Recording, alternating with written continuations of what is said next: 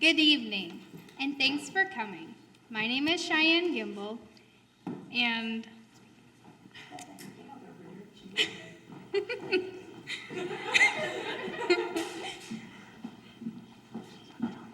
and this is Macy Nixon. Hello. We will be two of your MCs tonight. Before we begin, we would like you all to place your phones on silent so as not to interrupt any performances. Thank you. It has been a busy year for the Smith Center Forensics Squad. On and off the competition circuit, we are a very diverse group participating in a wide variety of extracurricular activities, such as the school play, Scholars Bowl, volleyball, cross country, football, basketball, wrestling, FCCLA, FFA, golf, track, band, and select vocal, just to name a few.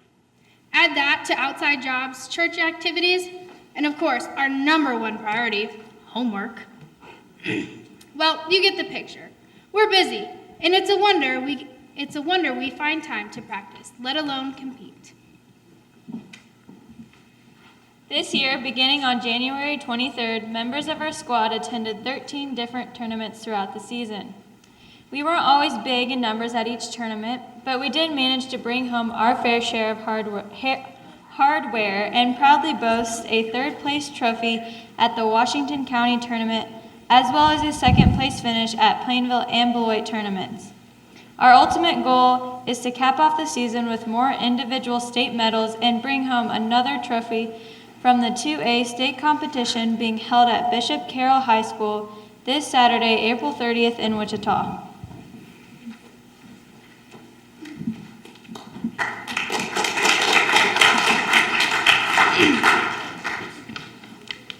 Tonight, 14 members of the Smith Center Forensics Squad will have the pleasure of performing for you the pieces that they have qualified for state competition. This year, 36 2A schools across the state of Kansas will be competing. To qualify a piece for state champs competition, each performer must either place first or second to qualify. Sometimes third or fourth place will qualify a student if there are enough entries in their category. To be a qualifying tournament, at least 7 schools have to compete with a minimum of at least 6 per event. In many of the tournaments we've competed in this year, the numbers range between 15 to 28 entries in a category. But we should mention in 2 tournaments, the numbers rose as high as 46 to 51 in the categories of poetry and prose. It goes without saying that we are extremely proud of our team members that placed in the top 6 of those tournaments. Hi, my name is Hannah Card, and this is my first year as a thespian. I, along with Melissa Hughes, qualified for state competition in the extemporaneous category. Extemp requires participants to catalog articles from various magazines, such as Time, Newsweek, Christian Science Monitor, The Economist, The Washington Post, or whatever else we deem newsworthy, beginning in December 2015 to the present.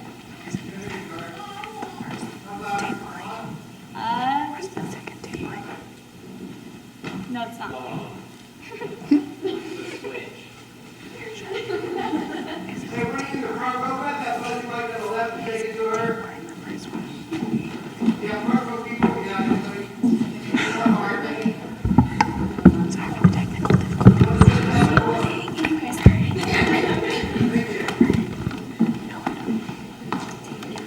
You want me to start over? Yeah, okay. Hi, my name is Hannah Karg, and this is my first year as a thespian. I, along with Melissa Hughes, qualified for state competition in the extemporaneous category. Extemp requires participants to catalog articles from various magazines such as Time, Newsweek, Christian Science Monitor, The Economist, The Washington Post, or whatever else we deem newsworthy, beginning in December of 2015 to the present. We do not know what our speech topic will be until we enter competition on Saturday. Each of us will be assigned a set time to draw a topic from a list and then be given 30 minutes to prepare a speech with the option of using a note card upon delivery. Maximum time limit for an extemporaneous speech is 7 minutes. Due to the length of our program this evening, we have decided not to give a demonstration of this event. Instead, Melissa will perform for you her informative speech on a topic she has researched with the sole purpose of enlightening you. This is Melissa's third year to qualify an informative speech for state. The maximum length of an informative is 7 minutes. No note card is allowed for this event.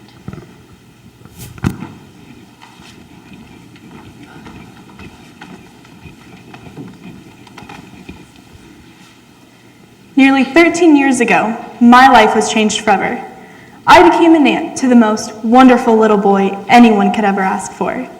But as he started to grow and develop, it was noted at a well-baby checkup that his development had gone a little awry. He appeared antisocial, accompanied by sudden bouts of energy and at times even anger.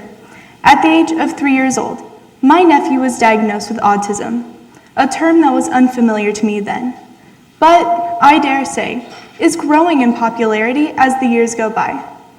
Today I would like to discuss the history of autism and touch upon some of the theories associated with this so-called disorder.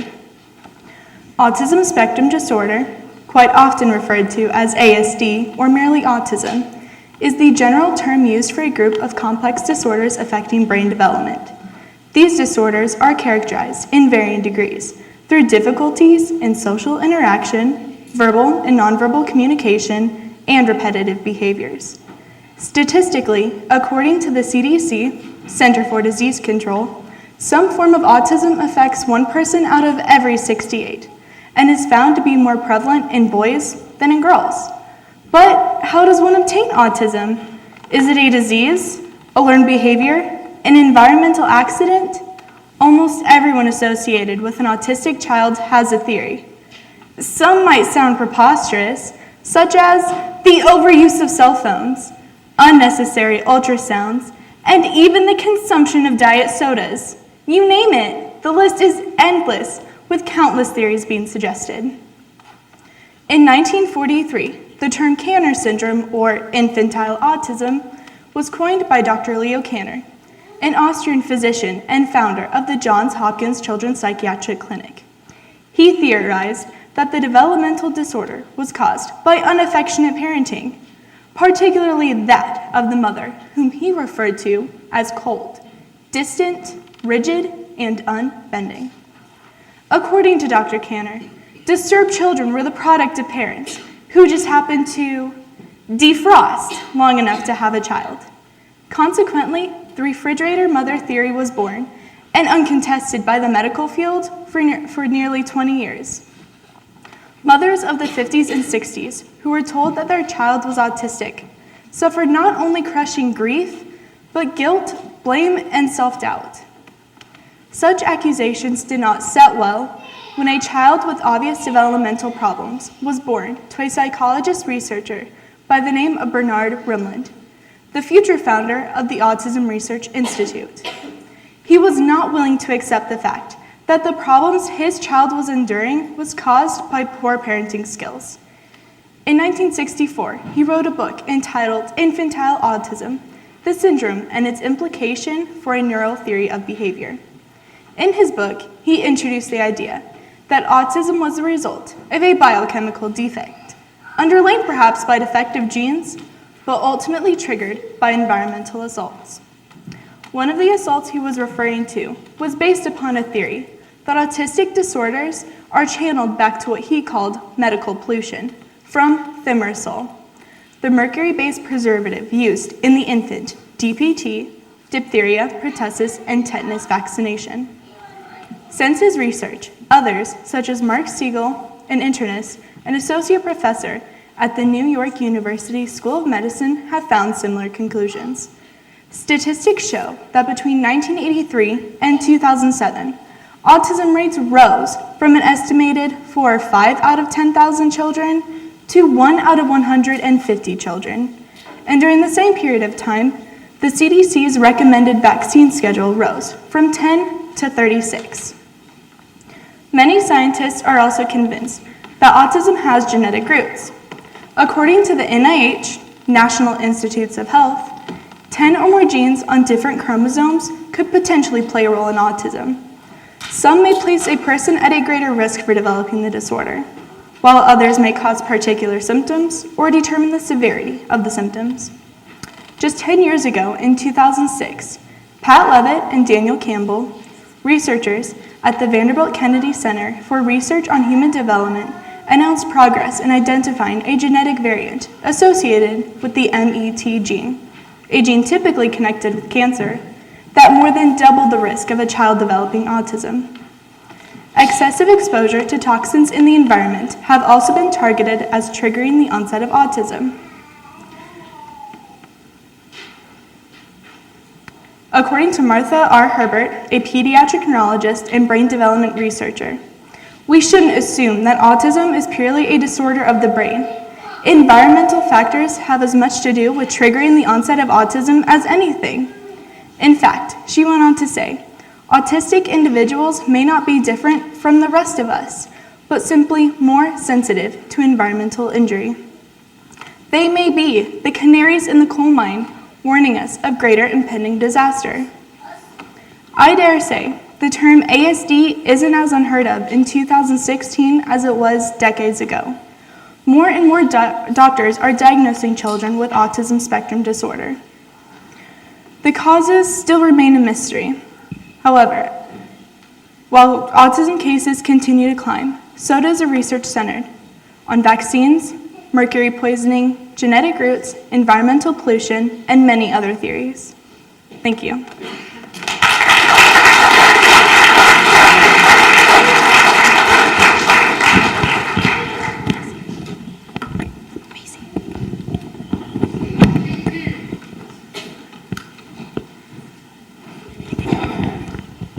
Hi, my name is Tiffany, and I too will be one of your MCs for the evening. This is my 4th year to compete in forensics. Last year I performed a serious solo, and this year I have shaken up things a little bit with my IDA partner, Cameron Raby. Our second performer for the evening is another first-time thespian, freshman Maggie Nixon. Some of you may recognize her as the lamb from Charlotte's Web. She will be performing for you from the category of oral interpretation of poetry. Unlike Melissa's speech, Maggie is to read from a manuscript and not recite from memory. The maximum length for a poetry piece is 7 minutes.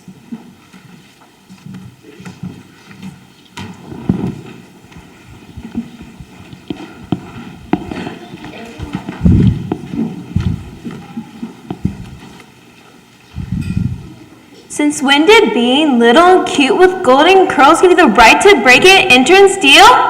Never! At last, justices, sir. Literally, in this rendition of Goldilocks and the Three Bears by Roald Dahl. This famous wicked little tale should never have been put on sale. It is a mystery to me why loving parents cannot see that this is actually a book about a brazen little crook. Had I had the chance, I wouldn't fail to clap young Goldilocks in jail. Now just imagine how you'd feel if you had cooked a lovely meal. Delicious porridge, steaming hot, fresh coffee in the coffee pot, with maybe toast and marmalade, the table beautifully laid. One place for you, one for Dad, another for your little lad. Then Dad cries, "Golly gosh, gee whiz, oh cripes, how hot this porridge is. Let's take a walk along the streets until it's cool enough to eat. An early morning stroll is good for people on the whole. It makes your appetite improve. It also helps your bowels to move." No proper wife would dare to question such a sensible suggestion. Above all, not at breakfast time when men are seldom at their prime. No sooner are you down the road than Goldilocks, that little toad, that nosy thieving little louse, comes sneaking into your empty house. She looks around. She quickly notes 3 bowls brimful of porridge oats, and while still standing on her feet, she grabs a spoon and starts to eat. I say again, what would you feel if you had made this lovely meal and some delinquent little tot broke in and gobbled up the lot? But wait, that's not the worst of it. Now comes the most distressing bit. You are, of course, a house-proud wife. In all your happy married life, you have collected lovely things like gilded cherubs wearing wings and furniture by Chippendale bought at some famous auction sale. But your most special valued treasure, that piece that gives you endless pleasure, is one small children's dining chair, Elizabethan, very rare. It is in fact your joy and pride passed down to you on Grandma's side. But Goldilocks, like many freaks, does not appreciate antiques. She doesn't care, she doesn't mind, and now she plonks her fat behind upon this dainty chair and crunch! It bursts beyond repair. A nice girl would at once exclaim, "Oh dear, oh heaven, what a shame!" Not Goldie, she begins to swear, "What a lousy chair!" and uses one disgusting word that luckily you've never heard. I dare not write it, even hint it. Nobody would ever print it. You think by now this little skunk would have a sense to do a bunk. But no, I very much regret she hasn't nearly finished yet. Deciding she would like a rest, she says, "Let's see which bed is best." Upstairs she goes and tries all 3. Here comes the next catastrophe. Most educated people choose to rid themselves of socks and shoes before they clamber into bed. But Goldie didn't give a shred. Her filthy shoes were thick with grime and mud and mush and slush and slime. Worse still, upon the heel of one was something that a dog had done. I say once more, what would you think if all this horrid dirt and stink was smeared upon your eider down by this revolting little clown? Oh, what a tale of crime on crime. Let's check it for a second time. Crime 1, the prosecution's case. She breaks and enters someone's place. Crime 2, the prosecutor notes. She steals a bowl of porridge oats. Crime 3, she breaks a precious chair belonging to the baby bear. Crime 4, she smears the spotless sheet with filthy messes from her feet. A judge will say, without a blink, 10 years hard labor in the clink. But in the book, as you will see, the little beast gets all scot-free, while tiny children near and far shout, "Goody, goody, hooray, hurrah! Poor darling Goldilocks, thank goodness she got away." Myself, I think I'd rather send young Goldie to a sticky end. "Oh, Dottie!" cried the baby bear, "my porridge gone, it isn't fair." "Then go upstairs," the big bear said. "Your porridge is upon the bed, but as is inside Mademoiselle, you have to eat her up as well." Thank you.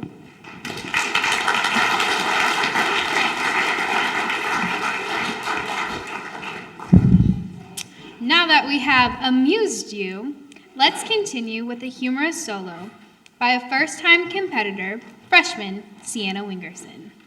Sienna's piece is a 10-minute memorized acting dialogue. She is allowed to use a single chair that is the only prop Sienna is allowed to have while performing. Costumes and makeup are not permitted.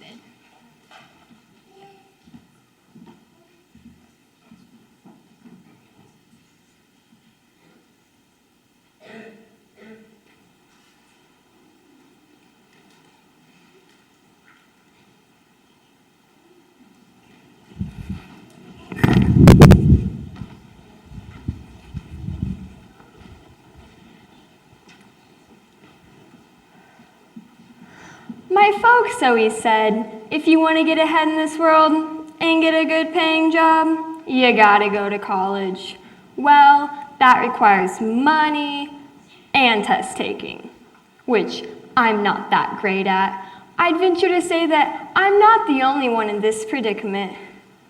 I wonder if that's what John C. Havens was thinking. Cheering My Way into College by John C. Havens. Hello, and thank you for coming at my request. I realize that all of you at the Scholastic Aptitude Testing Board have never received a finished exam that was quite like mine before. Well, I guess it's time that the SATs got a little shaken up from someone who knows a wonderful way to prove to you that I should get to go to any college I choose. That's right, instead of restricting myself to taking the traditional Scholastic Aptitude test, I'm gonna give you a dose of my SATs, skills and talents.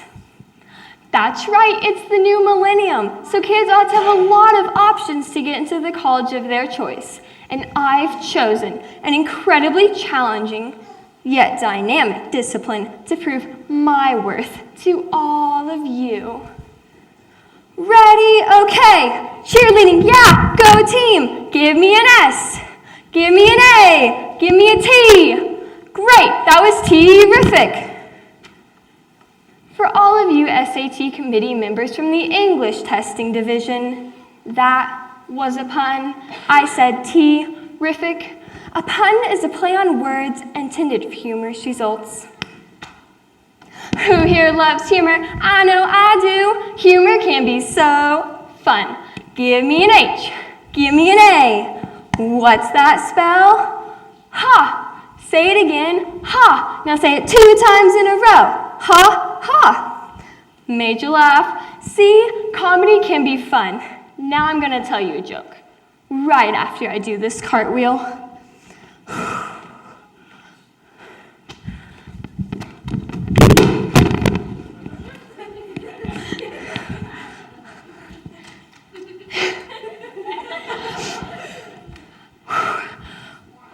Well, my body was almost in a circular motion when I did that cartwheel. That's almost a sphere. So you folks from the mathematics division, mark down on your charts that Babs knows her math. Speaking of math, here's the joke I promised you. What kind of underwear do mermaids wear? Answer, an algebra. Get it? Like algebra on the SATs.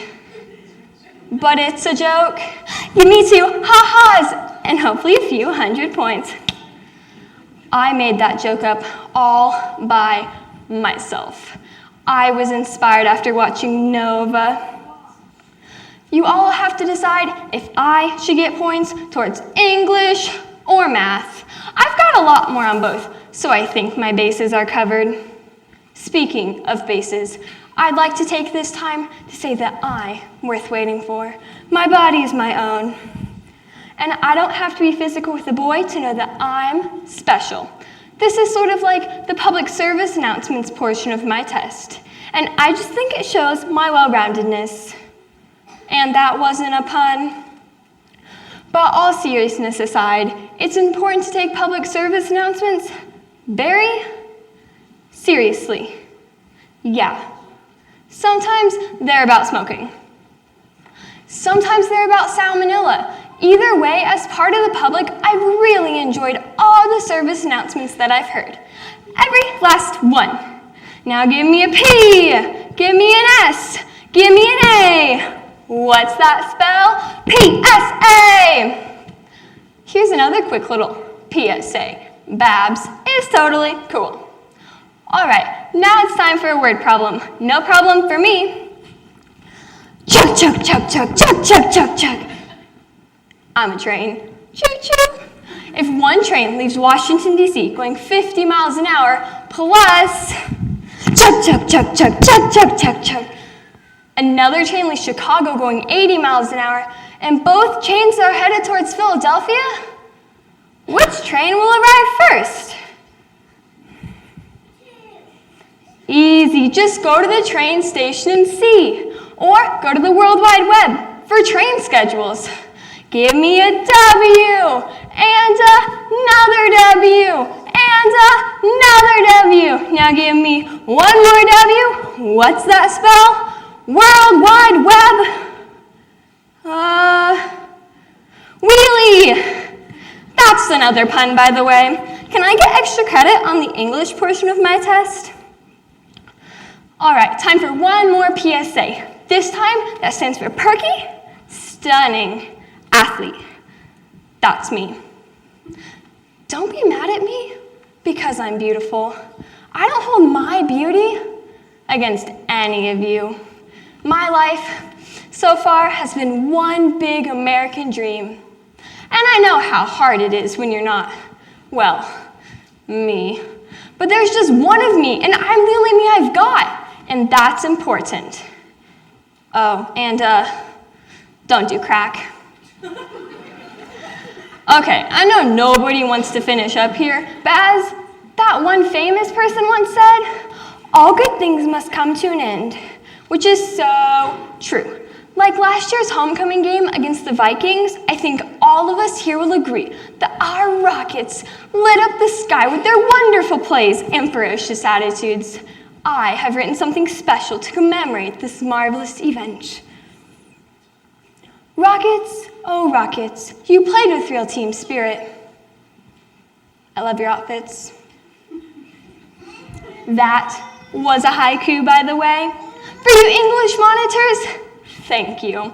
Here's another little ditty I've written for my pom-poms. It's an iambic pentameter, just like William Shakespeare used to use. I don't know why he couldn't just talk normal, like the rest of us. It's probably because he's British, so you never know. Here's your fluffy, yet you're firm. I hold you high and swing you like a cloud. You shake and shimmer while I yell out loud. You look like a clown with a new perm. I love you both. You're fluffy, yet firm. Thank you! I knew that one was going to be a hit. Okay, now I really need to finish up. So now it's time for my big closing. I hope as the SAT committee, I really have proven to you that people can cheer their way into college. I know I would be a wonderful asset to, well, any campus. So just leave all of my acceptance letters here on the stage when I'm done. I'll come back and get them after I do my warm down yoga in the locker room. To finish you off, I've written something special just for you guys. It has a lot of wonderful rules about math and English and lots of other stuff. Hope you like it. And rules by Babs. 5, 6, 7, 8. In 1492, Columbus sailed the ocean blue. The king and queen of Spain thought the world was flat, but all aboard Christy showed him where it's at. The world is round, the world is round. Now, math. You want to see some shapes? I'd love to, please. How about a triangle like isosceles? It's got 2 long sides and one that's smaller. Watch those points, they'll make ya holla. Now, English. I before E, except after C. But wait a minute, don't go away. This rule will be changing and I'll rearrange it if the word is neighbor or way. That rule's confusing. Oh well, that's B for beautiful, A for athletic, B for brainified, and S for see you at college. Thank you.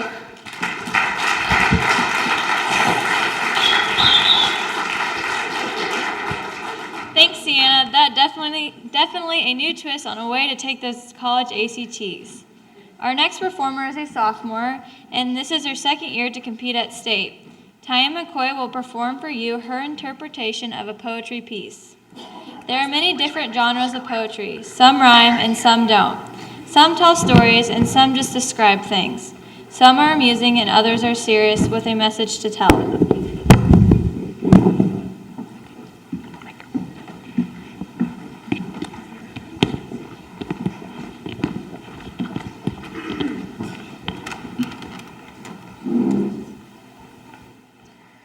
Have you ever tried to stick a square peg inside a round hole? It doesn't work, unless you're willing to sacrifice the unique characteristics that separate a square and a circle. By the time you shave off the edges, you no longer have a square. Kind of reminds me of the way we treat those unique individuals that display traits associated with ADD. ADD, DD, DDD, D, by Brian Wheeler. Spastic me, I have ADD, DD, DDD, D. I should have stopped just after 2, but unspent energy made me press on through and add with much built-up glee the additional 6 unneeded Ds. I have been diagnosed this academic quarter with attention deficit disorder. My teachers all echoed, I just couldn't sit still, wanting to shove my mouth full of little round pills. My failure to listen to boring lectures while in my seat caused the school psychologist to repeat. I have ADD, DD, DDD, D. My parents fought it at first, fearing a decision made in haste, claiming my excess creativity was a refreshing splash of color in a world filled with white paste. But with 11 educated minds claiming my world must be closed in, I was lovingly pumped full of the choice drug, Ritalin. Immediately, I ceased to move about as my thoughts became clouded. I was lost in a bland planet. My ideas on life had been shrouded. What has happened to what used to be me? Please give me back my ADD, DD, DDD, D. At 5, I swore I would sleigh ride to every country on the lap of St. Nick as a reporter and photographer for National Geographic. At 7, my future career made a drastic switch as my finger paintings depicting dinosaurs and rocket ships, using colors not normally combined, requiring 15-minute explanations each time, were destined to exhibit. I would have taken bets at the Metropolitan Museum of Art, also known as the Met. 9 was a dramatic shift as school became something I deplored. I found my teachers didn't like me when I finished early and became bored. I was yelled at for asking stupid questions while out of my seat and for doodling bunnies with wings on the edge of my worksheets. It was then I first heard the whispers, you see, of the meaningless letters. ADD, DD, DDD, D. Up to this point, I had made straight A's. Tester for gifted is what they'd say. But for some reason, in the 3rd grade, Mr. Roth labeled me trouble. I started to fail despite my efforts being doubled. I became angry as I was humiliated in front of my peers, forced to sit by myself hearing mumbled jeers or to stand at the chalkboard with my nose in a circle that required me to be up on my toes. At this point, I hated Mr. Roth. I hated school. I hated my classmates for labeling me the fool. I hated my parents who were beginning to fold for not seeing me as me, but as what they'd been told. So when summer came round, I was once again free. I screamed, I hate ADD, DD, DDD, D. My parents sent me to space camp in Hutchinson. I was ready at this point to welcome the fun. And again, a new career option came my way as I dreamed of space orbits, Martians, and the Milky Way. I was a whiz on the controls. The top of my class, real ex-astronauts gave me winks and pats on the back. When I returned home, my mind exploded with ideas. I built a moon rover using old wagon wheels.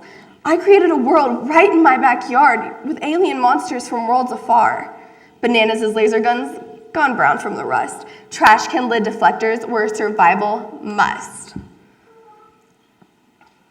But as summer's dust descended, dread crept back into my soul with the fear of failure and shame that was brought on by school.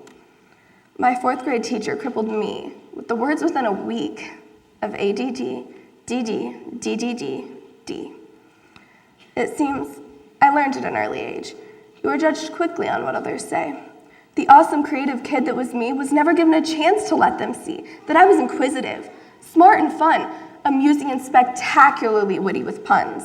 I had a flair for writing prose and iambic poetry and for drawing picante pictures with the balls of my feet. I could impersonate teachers too perfectly. They found this annoying and dissuaded me. I could even find time to create with my food, all within a 27-minute lunch period, which isn't easy to do. Time management skills are held with high regard. Pyramids of potatoes with green beans on guard. Apparently, all of these gifts didn't apply, as I was told to stay inside during recess every single day, punished for not acting the way my teachers all wanted me, cast into a mold, pumping out a boring kidget that every school sold. Why is everyone picking on me? I am a victim of ADD, DD, DDD, D. They had me saying it, already excused, documented in books. I once thought I was different, in a good sort of way. Now I realize I'm disabled, as others would say. I guess I need help to stop being me, so I can cease streaming and stay in my seat. It is easier that way, I suppose, for all. My teachers, my parents, the kids in the hall.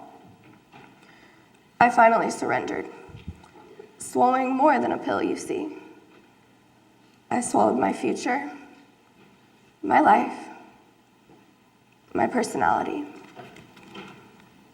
I became the person everyone wanted all along. It's easier to teach me when I don't respond. It's easier to teach me. It's easier. Mellow. Serene, that's me. Sedated. I'm cured of my ADD.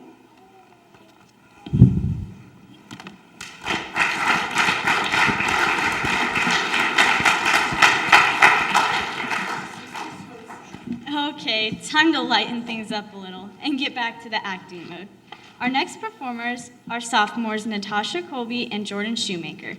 For your amusement, they will be performing for you a memorized piece of their choice from the category of duet acting. As with solos, they are not allowed to wear costumes or makeup. The only props they can use are 2 chairs and a table if they so desire.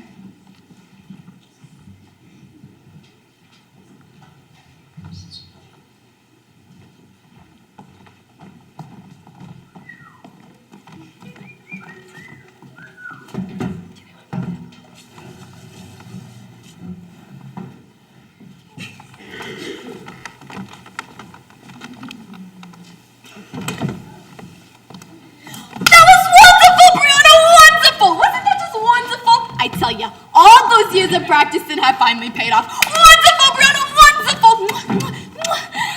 Oh! This is it! My dad's going next! You got this, Jasmine! Big smile! You can do this! Go, go, go! Fight, fight, fight! Win! Who are the best cheerleaders you know?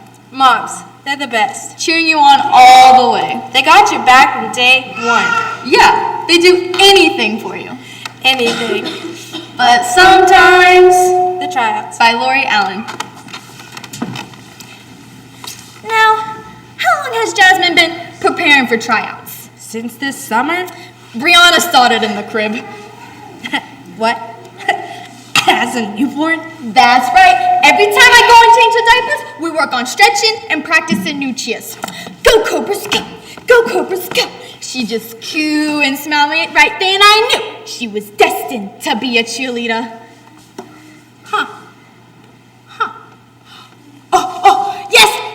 Yes, a good finish, Jasmine. Did you see her go into the split? Solid and in control, baby.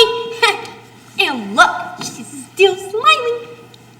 And by the time Brianna could walk, I had this cute little cheerleading outfit made for her and these tiny pom-poms. And by the time she took her very 4 steps, pom-poms in hand, she'd yell, "Go Cobras, go! Go Cobras, go!" And do you want to know what her very first sentence was? What's that? Go fight with her very first sentence. Isn't that cute? That's quite something, all right. Now for the hard part, waiting on the results. Yeah. I wonder how long the judges will take. I don't know. It was about 30 minutes last year until they announced the winners. I remember. I brought Brianna to the trials last year to show her what to expect for this year. Actually, I brought her to the trials every year since she was 2. Did you hear that? The cheerleading sponsor just said that the judges are asking the girls to perform the routine one more time. Probably because they're having a difficult time making a decision. With only 2 spots open this year? And 11 girls trying out for those 2 spots. Yeah, it would definitely be a tough decision. I feel sorry for those 9 girls that don't make it. Yeah, but thank goodness Brianna can sit back and relax. After she does a cheer again, of course, she has nothing to worry about. Like I said, she's been cheering since the crib. My daughter's going first. You can do this, Jasmine. Big smile. The judges like that. And looks are important too, you know.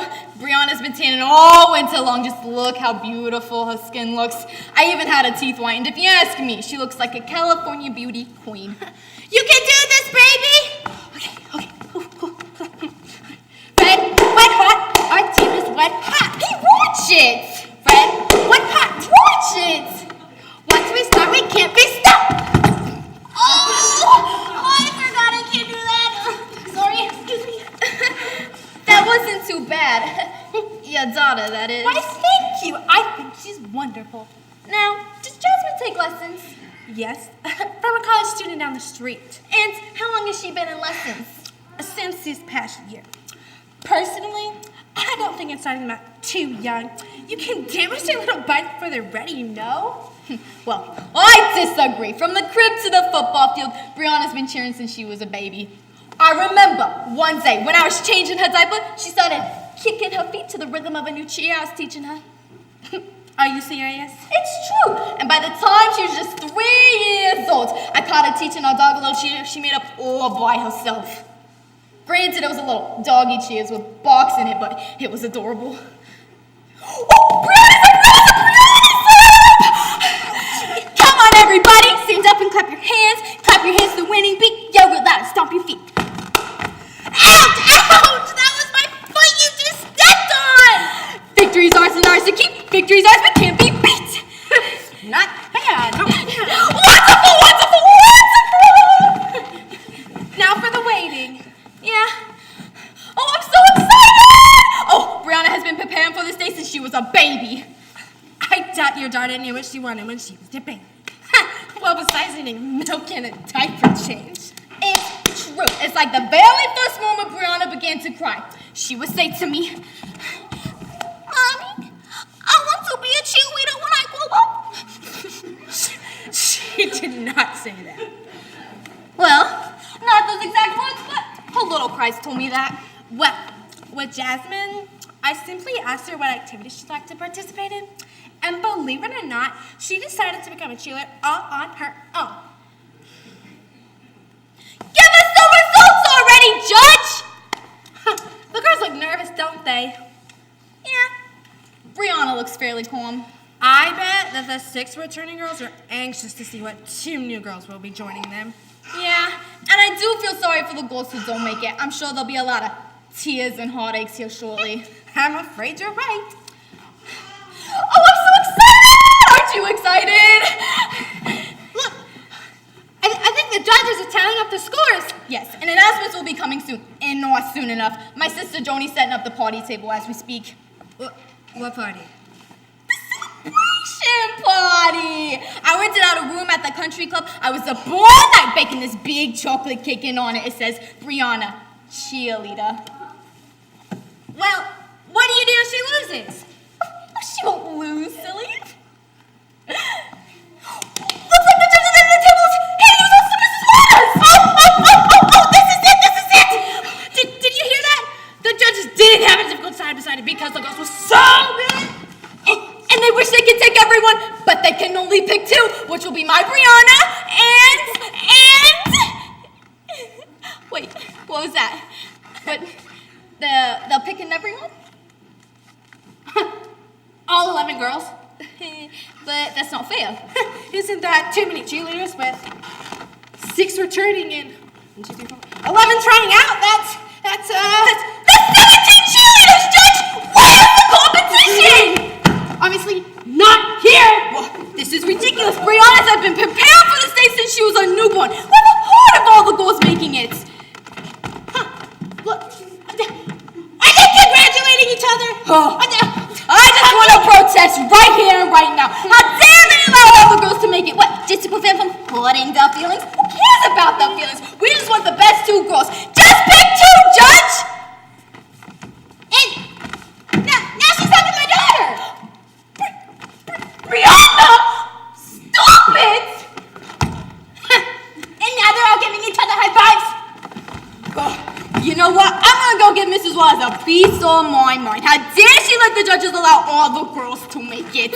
Hey, I'm coming with you, and I'm going to find out why Jasmine is so happy, and I'm going to put a stop to it right now. You know what? I say we band together, and we demand to have 9 of those girls kicked off the team. I'm with you. Let's go. Thank you.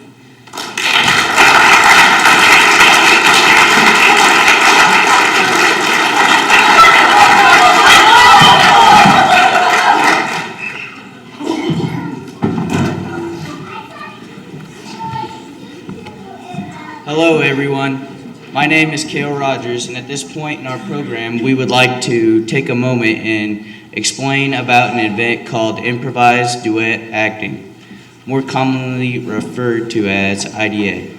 In this event, 2 partners have 30 minutes to make up a skit to perform in front of a judge with the use of 2 chairs and a table for props. Sounds easy enough, right? Well, there's a little twist to the ordeal. First off, you have no idea who, where, or what your skit will be about until you draw for your topics and character. This year, Smith Center will be represented by 4 teams that qualified for state competitions. They are Tiffany and Cameron Raby, Cale Rogers and Avery Hawkins, Brett Meyer and Colton Hutchison, and Cheyenne Gimble and myself. First off, the 2 partners choose 3 characters from a bucket. They will keep 2 that they think they could portray and return the 3rd. They choose 3 situations and debate on which one they think the 2 characters could portray. And then they return the 2 reject choices. Now they have their characters and the situation. The same scenario takes place to decide where the situation is to take place. Quite often, a good IDA is truly nothing more than the luck of the draw.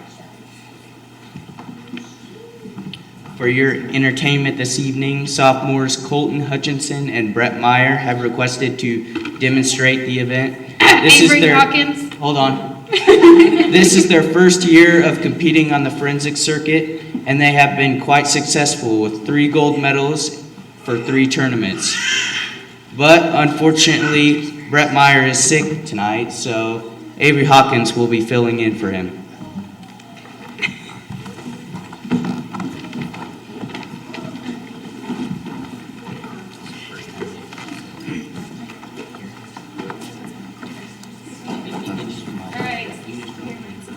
Characters.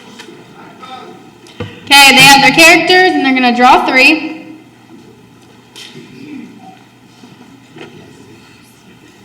What are they? An artist, a game show host, and a rock star.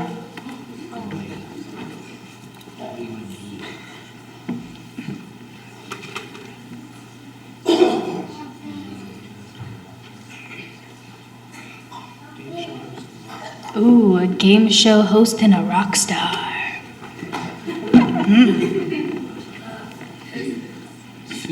Next is a situation.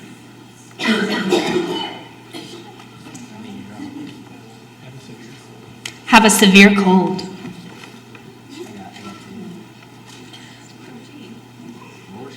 Roller skating. Watching a chick flick. We're gonna watch a chick flick. They're gonna watch the chick flick. Next is the place.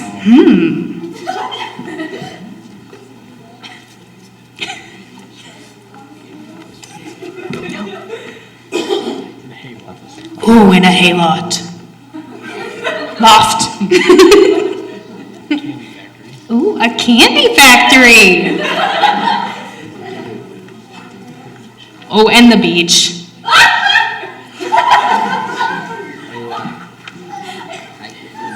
Tell them what you want, what you really, really want. Tell me what you want, what you really, really want.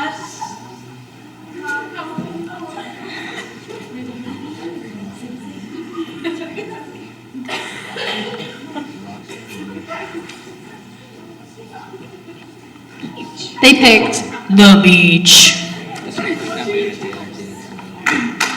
Wish them luck.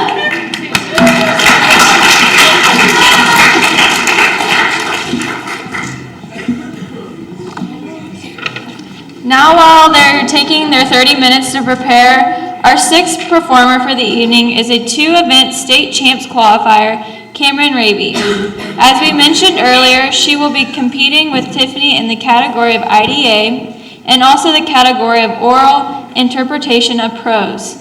Prose is very similar to poetry since it is a 7-minute event. It must be read from a book and not performed from memory. This in itself is a joke because, trust me, at this point, Cameron could perform this piece without her book.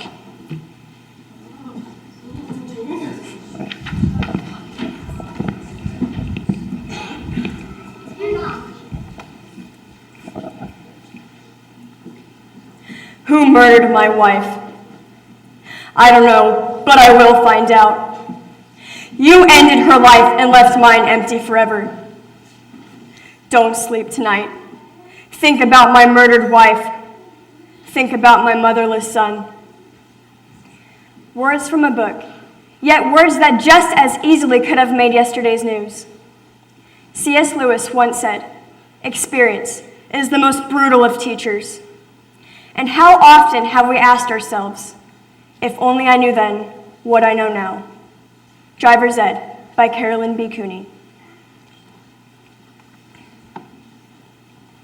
These were the words plastered across the television screen and posted on the school bulletin board for everyone to see. Words of a man in pain who had senselessly lost his wife, the mother of his child. And now, Morgan and Remy had to face him. "I'm sorry, Mr. Thompson. I'm sorry she's dead. And I'm sorry I can't undo it." The three of them just stood there. Mr. Thompson didn't want them in his home any more than they wanted to be there. Finally, he spoke. "I've talked to lawyers. When I realized the police could only charge you with stealing a sign, I thought of bringing a civil suit against you. I'd lose, but I could muddy your name, at least make it hard for you to go to college in this state." Morgan Campbell was chilled. He did not look left or right. He certainly did not look at his father. "Tell me what happened." Morgan paused. He looked at Remy. "People were talking about signs, like a kid who rides a bike wanted bike path, and one of the city kids wanted a country sign. It sounded like fun. It didn't sound like a bad thing. And so one night, Remy and I went out." Last night and again this afternoon, his father had said, "Morgan, if you've ever listened to me, listen to me now. Tell the truth." But the truth was, they'd had too much fun to think. Could anybody want to hear that his wife's death was part of a fun time? "We were having a wonderful time." obeying his father and telling the absolute truth. There was something scary and exciting and even sexy about taking the first sign. And the second sign was just a road sign. My name, it was Morgan Road. Remy and I weren't dating at the time, but we were thinking about it, I guess. And the road sign was romantic. We were flirting. We were in the front seat giggling, and we had our first kiss. And even though the word stealing went through my mind once, it didn't go through twice because it was a really neat night. I wanted the Morgan Road sign because I had a crush on Morgan. But somehow, we ended up at the corner of Cherry and Warren. And somehow, we took the sign. We didn't think taking the sign was, well, we didn't think. There, that was it, really. They, honor students, chorus members, churchgoers, didn't think. What made you think then, if that didn't? Mr. Thompson's voice was cold as death. The only reason you kids are here is to put it behind you. Do you think I haven't tried to get that night back too? Do you think I haven't shouted into the void, "Denise, look twice! Put on the brakes! Go the other way home!" You're going to get away with it, because anything I could do to you, I'd go to prison for. And Bobby needs me. So I can't shoot you. I can't stage car accidents for you. Why didn't you tell when you saw the newscast? Remy wiped her weeping eyes with both hands. I was afraid. I'm still afraid. And I know that your wife was most afraid of all, because she's the one who died. And it must have been so scary and painful for her. And I'm sorry. At that moment, Bobby, the now motherless child, seeming completely insensitive to what was going on in the room, chose that moment to climb into Remy's lap, wanting to see the funny little silver charms that swung from her necklace. Remy took the necklace off to let Bobby play with it. He set it on the coffee table to see if the charm chairs would stand, and they did. Mr. Thompson began to cry. Denise loved stuff like that. His tears were for a woman he had loved. Bobby's forgetting her. It's so quick. He's perfectly happy with his babysitter and his grandmother. In a few months, he won't have a single memory of her. And when he's a teenager, she'll be nothing but a photograph on the wall. I want you to pay. But what's going to happen is, you will forget. You have to forget in order to survive. Bobby will forget. My sister thinks I'll remarry. And Denise will evaporate. Mr. Thompson peeled the necklace out of Bobby's fingers, and Bobby wailed and fought for it. He can keep it!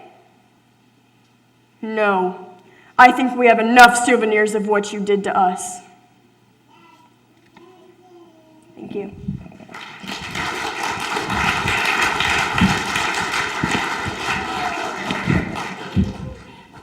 Okay, so that was pretty intense.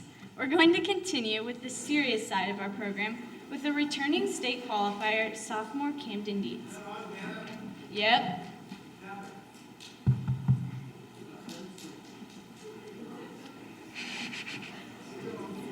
Once again, he will be competing in the category of oration. This is a 10-minute persuasive speech he has researched and written.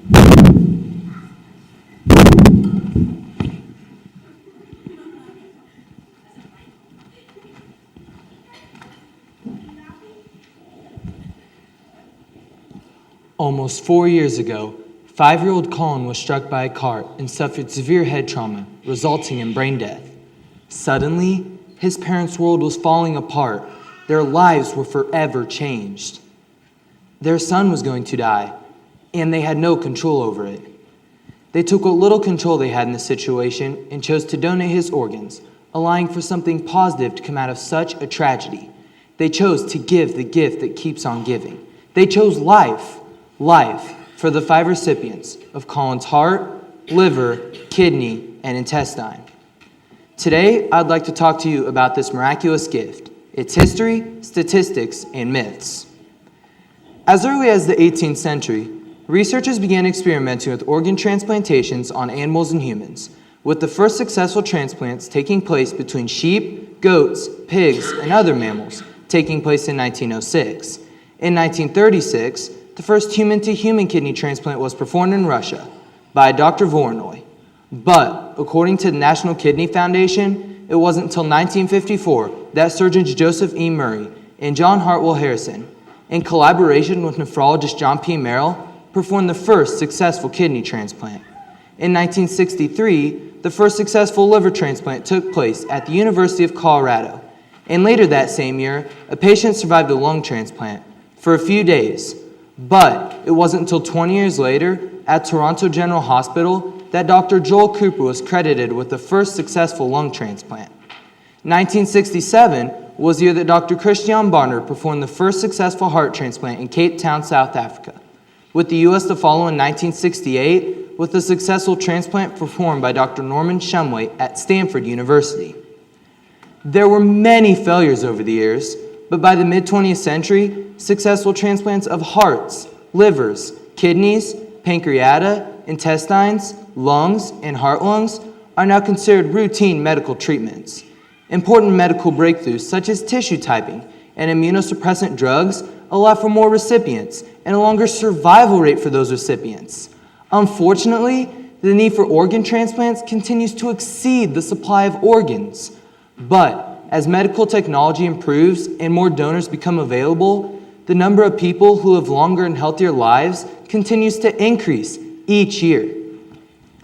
Organ donation is the process of giving an organ, or part of one, to a person for the purpose of replacing the recipient's damaged organ.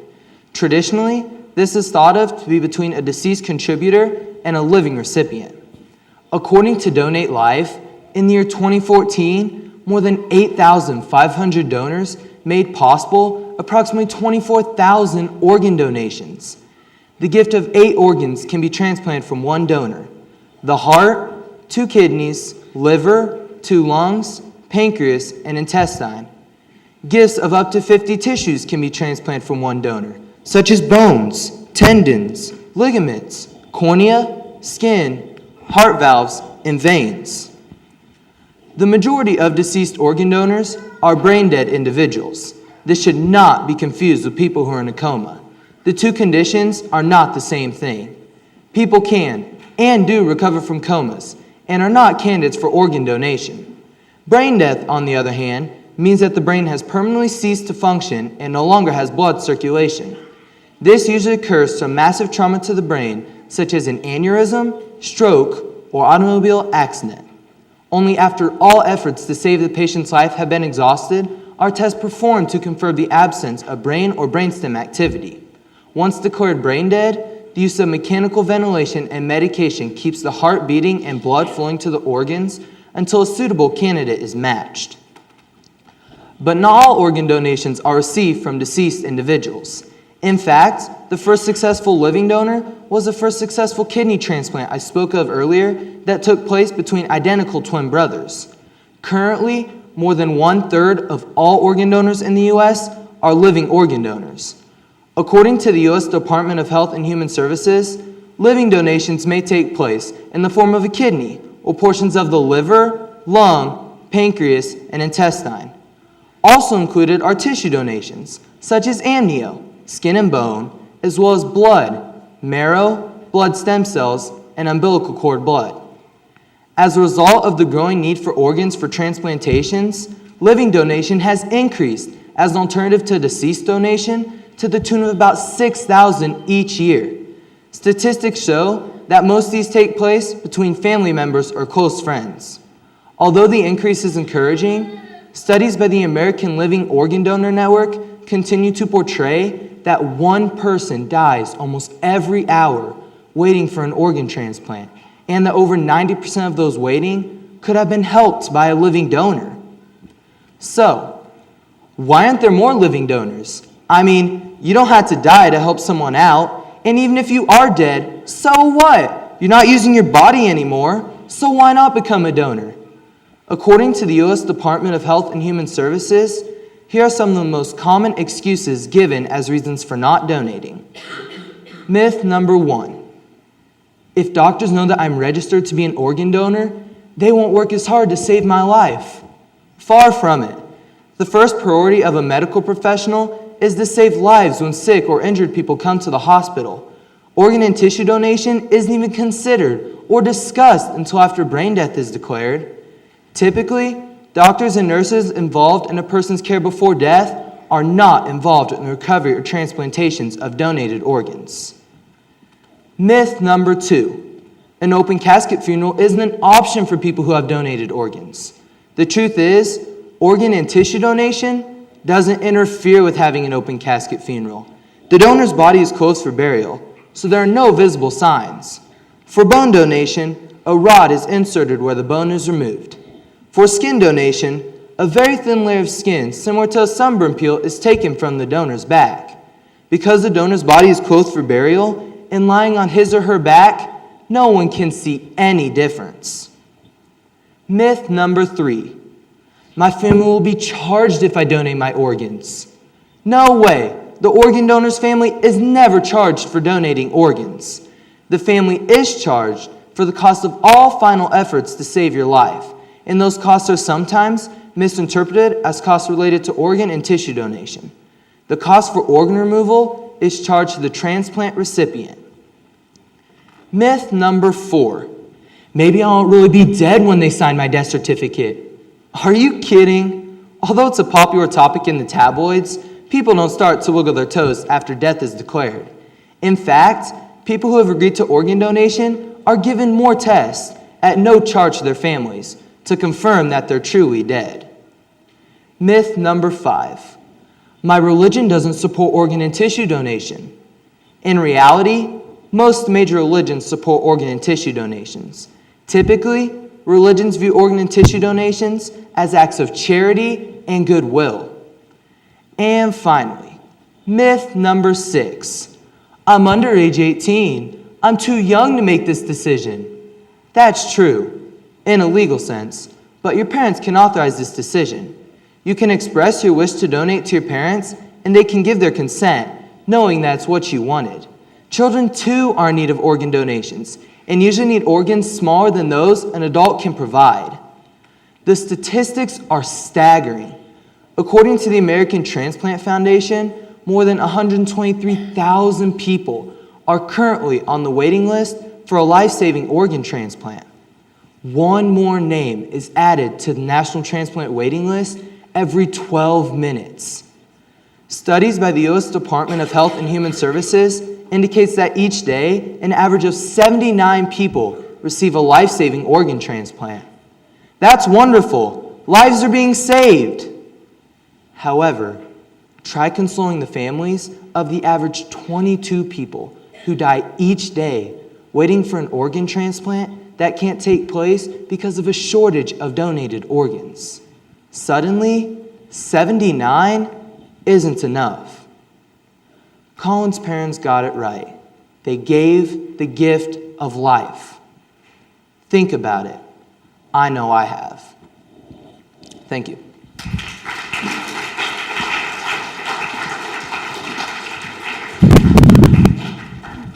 Definitely food for thought, Camden. All right, enough with the serious side of things, and let's lighten things up with sophomore Nikki Wilkinson and her humorous solo.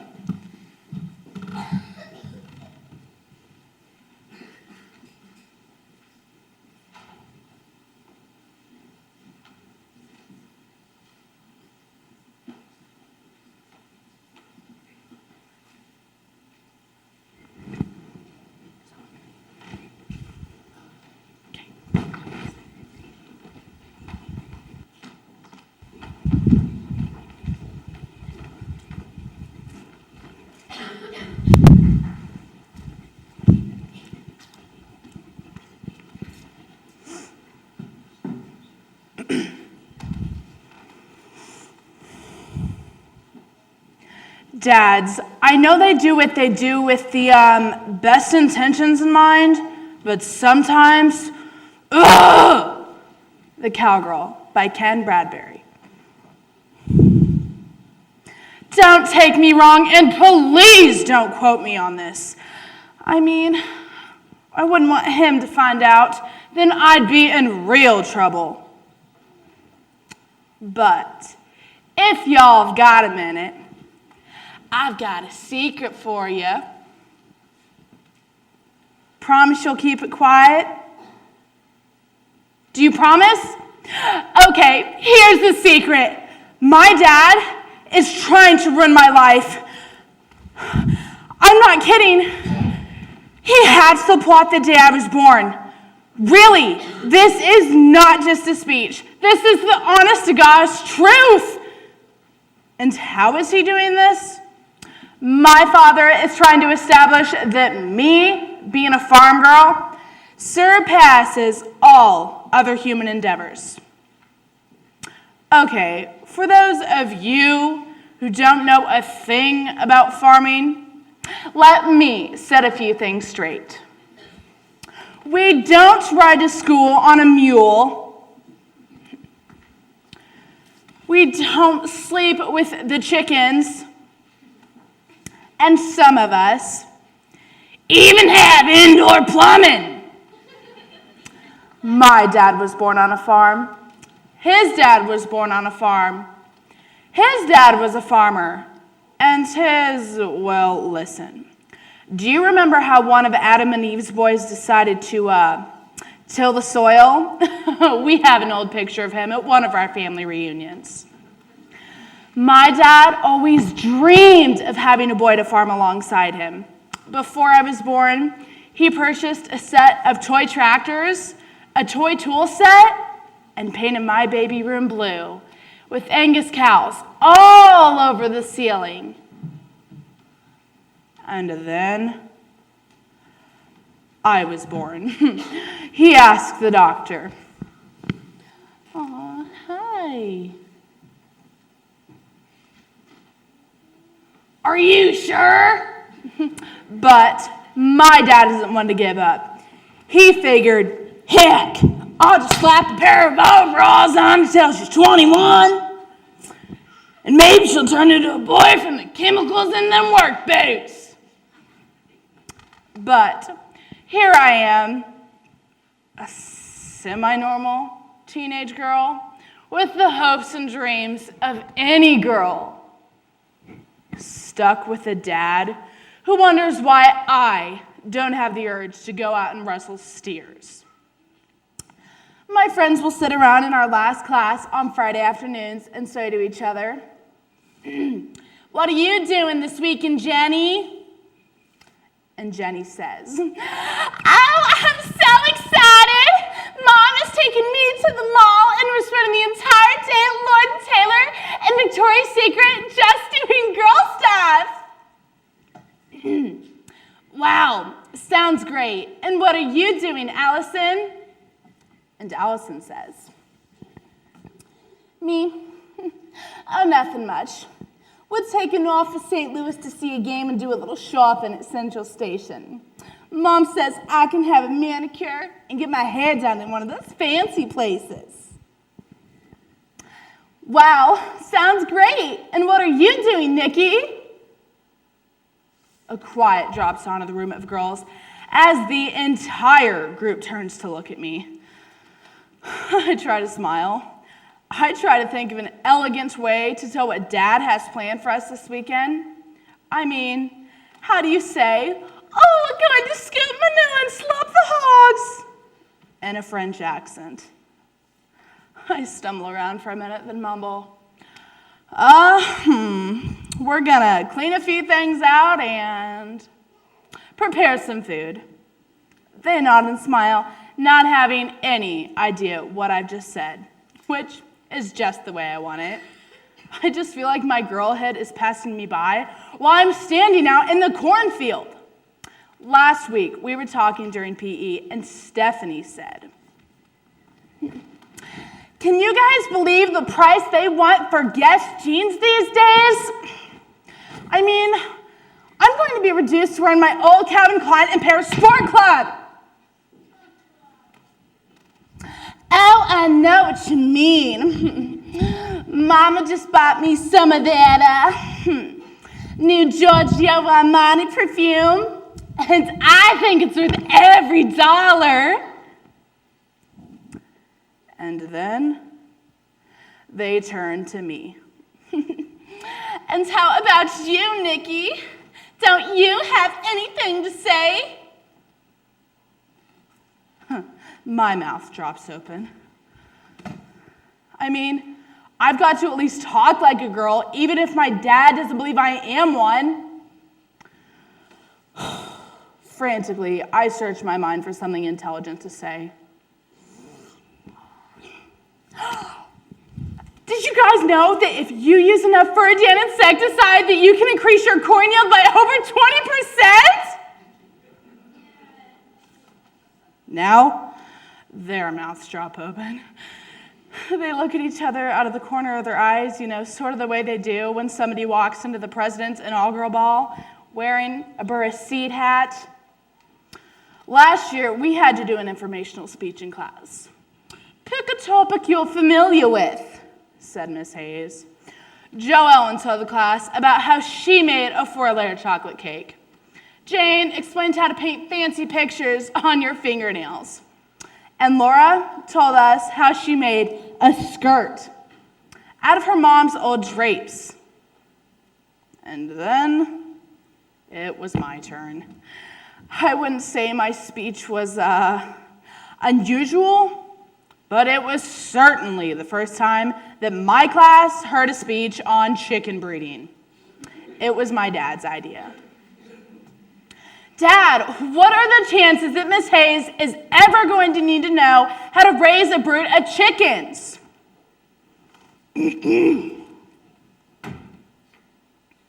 Well, you just never know. Things like that can come in mighty useful sometimes. I thought about it. Miss Hayes lives in a condo. I mean, after about a week, she'd have to get pretty creative to find a spot to store all of those chickens. But I didn't have any better ideas, so I gave the speech anyways. Then one night, Dad was picking me up from speech practice. He pulled into the school's driveway after a long day on his job, and one of my friends said to me, "Oh, you're so lucky to have a dad like that." I looked at his muddy truck. Huh? I mean, one who cares that much about you. That guy would do anything for you. I thought about it a little bit. Wow. I guess I'd known that all along, but it was suddenly hitting me that my dad really does care for me and really would do anything for me, including encouraging me to be whatever it is that I want to be. I've learned a lot from my dad. My dad's taught me about hard work, respect, and showed me that feeling loved for and appreciated are the most important things that a dad could give his daughter. I guess I'll admit I'm exaggerating a little bit when I say that Dad's harsh on me about being a farm girl, when I know that all he wants is for me to be happy. Oh, and seriously, Miss Hayes, if you ever need a lifetime supply of farm fresh eggs and fried chicken, you just see me. Thank you.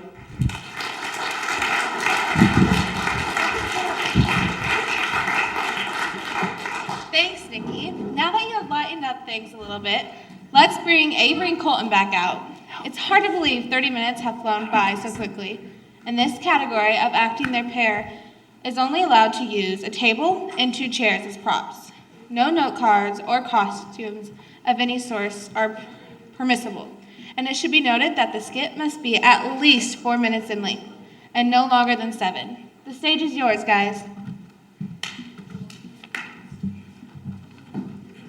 Once more, I would like to remind everybody of their choices. They have a rock star, a game show host, they're at the beach, and they are watching a chick flick. Good luck.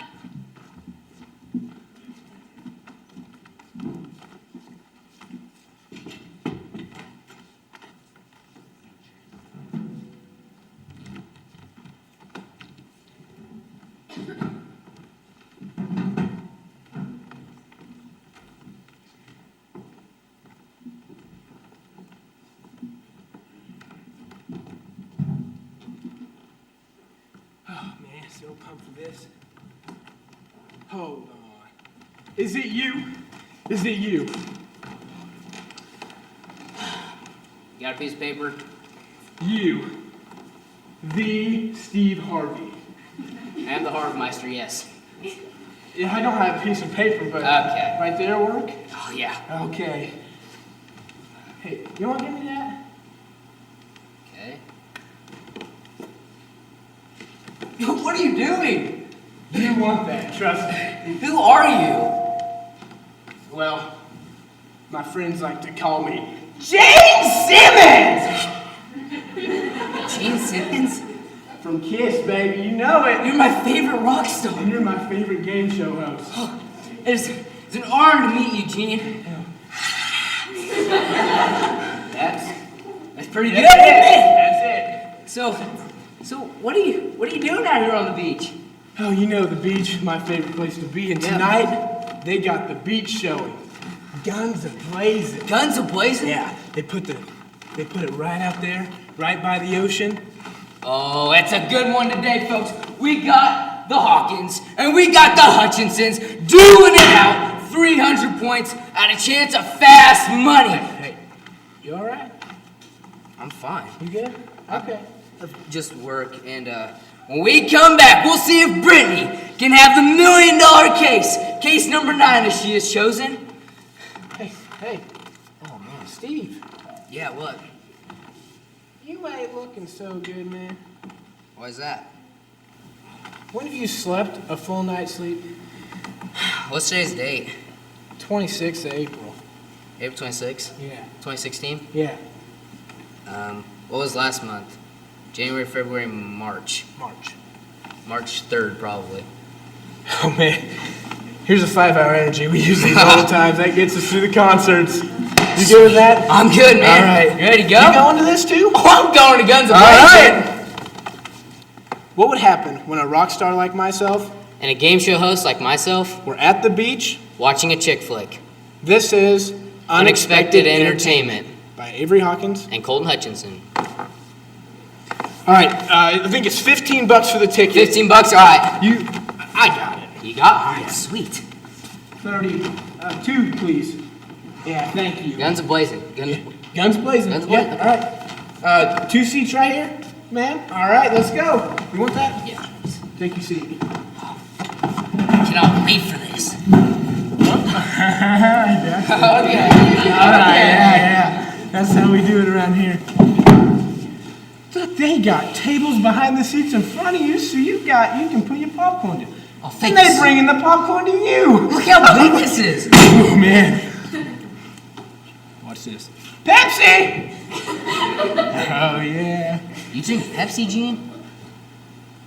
I mean, if I have to.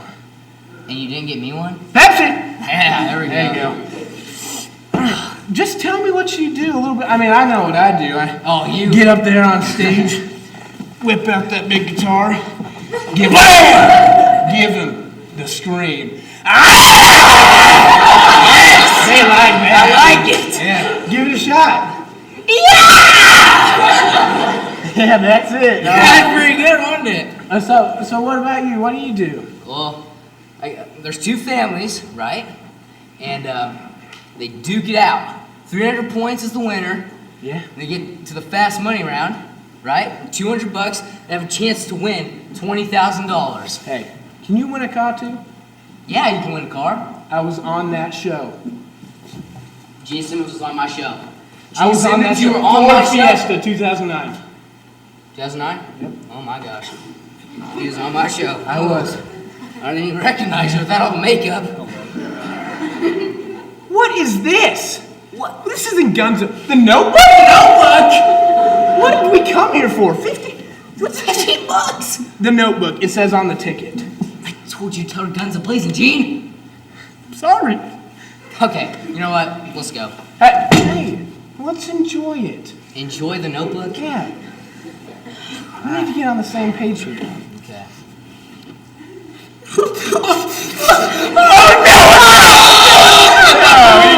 No.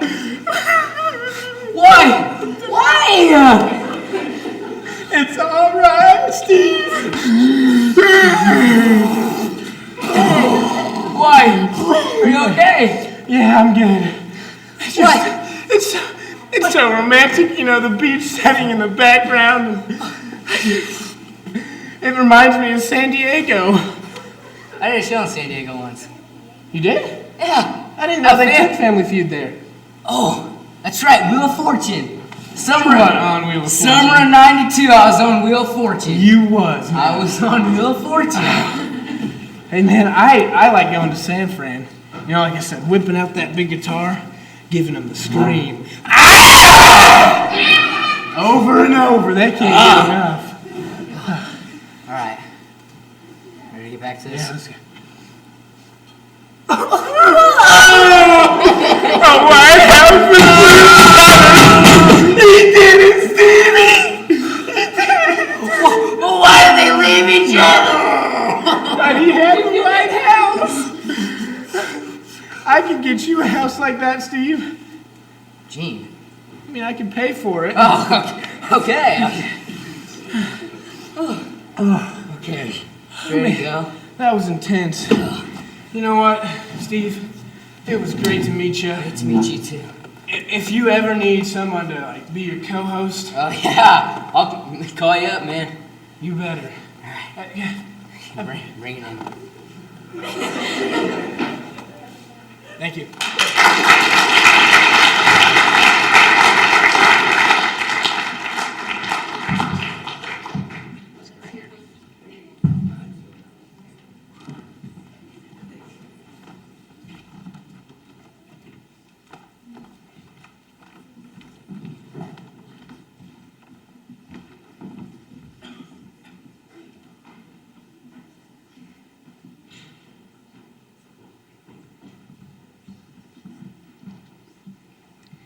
Moving on, we'll return to the category of poetry with another returning state and double-entered qualifier. This year, as well as IDA, Avery Hawkins, who you just saw perform, will be competing with a very serious oral interpretation of poetry.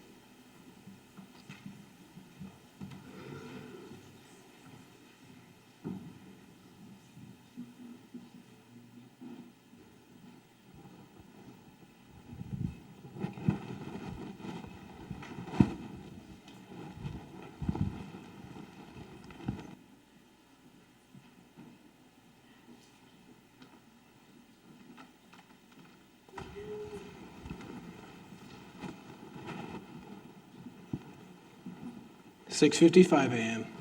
Snooze alarm. 7 a.m. Wake up. 7:02 a.m. Shave.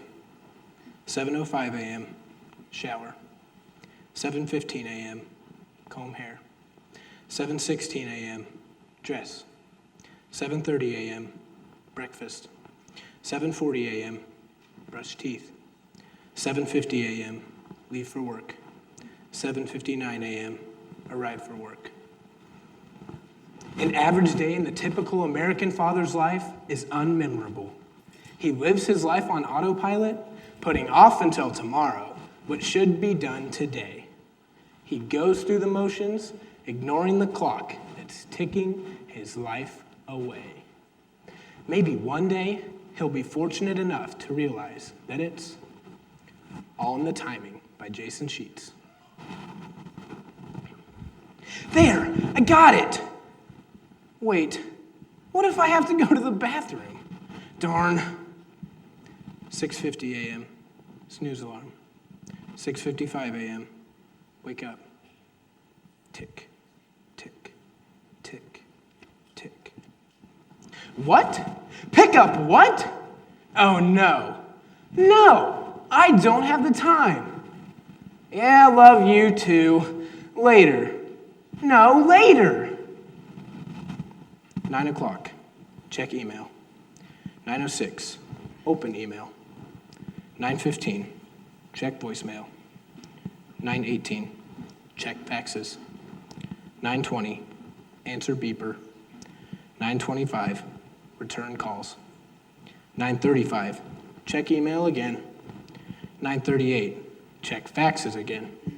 9:45, start workday. Now let me get this straight. I sign on with your company. I spend the next 45 years of my life making money for you, working on your schedule, your pay rates, your promotion standards, with your handpicked people who are supposed to become my respected colleagues. Every 50 weeks, you'll grant me 2 weeks off where I can go to Tahiti and spend the little money I've saved on coconut-flavored milkshakes for the whole family. And after 45 years, you'll throw a party for me that lasts 2 hours, and that half the people will make up reasons not to go, and half that do show up will get my name wrong. Then, you'll give me an engraved watch that isn't even a Timex. Is that right? Fine, sign me up. This is a much better deal than I expected. 11:30, remember that you forgot lunch at home. 11:31, use profanity. 11:35, agree to go to lunch with boring, useless strips of society. 12 o'clock, during lunch, mentally use profanity. No, I didn't see the game last night. No, I haven't seen Calvin Klein's new fall fashions. But I do know that gas is selling at the Marathon station for just $1.05. See, I haven't missed out on everything. You're doing what? Save that for home. You're on the clock. Tick, tick, tick, tick.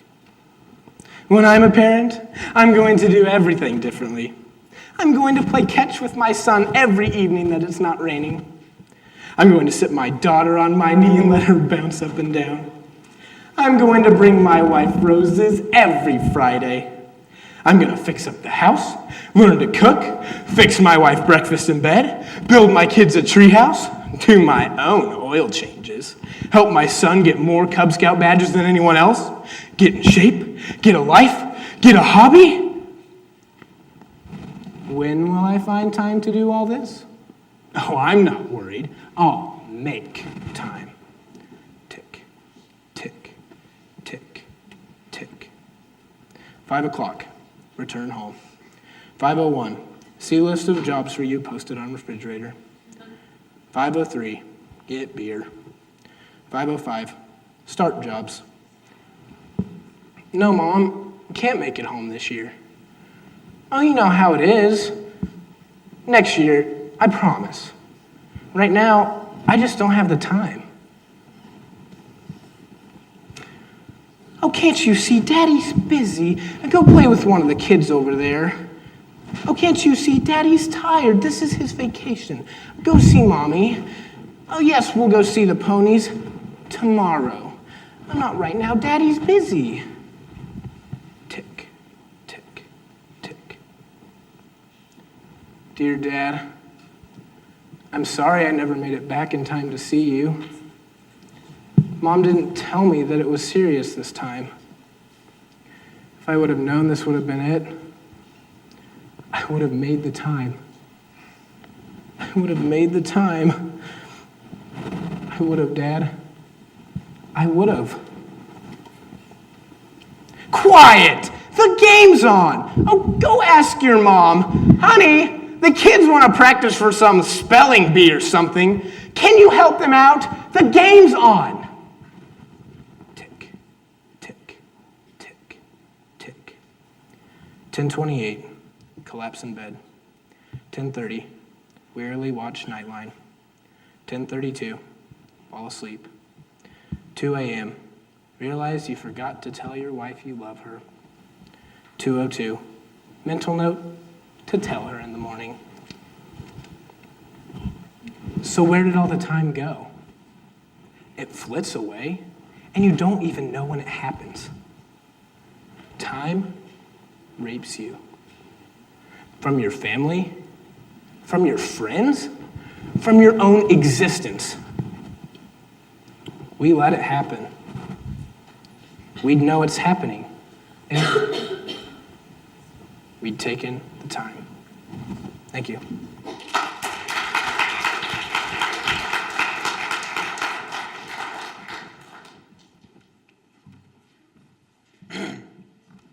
Well, that's enough serious stuff for me.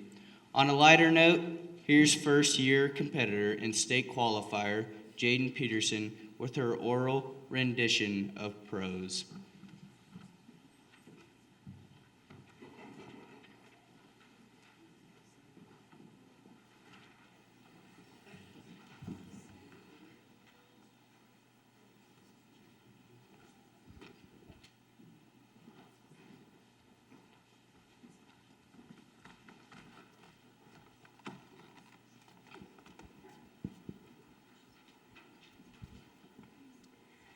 I've had a lot of people tell me about their horrible upbringings, how they grew up in Chicago, or Detroit, or New York, and I have to think I'm right up there with them, because I grew up on a farm with brothers. Guess who is the person you'll know the longest in your life?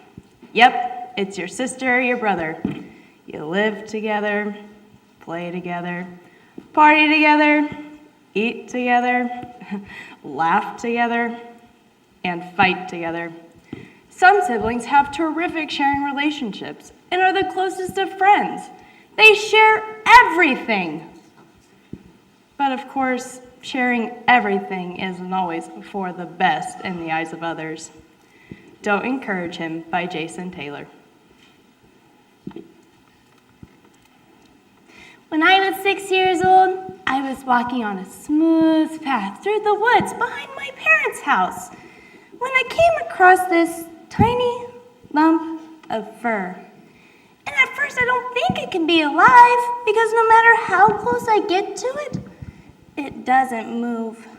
But when I bend down, take a real good look, I can see it's a tiny baby rabbit just looking up at me. Then a voice went off in my head.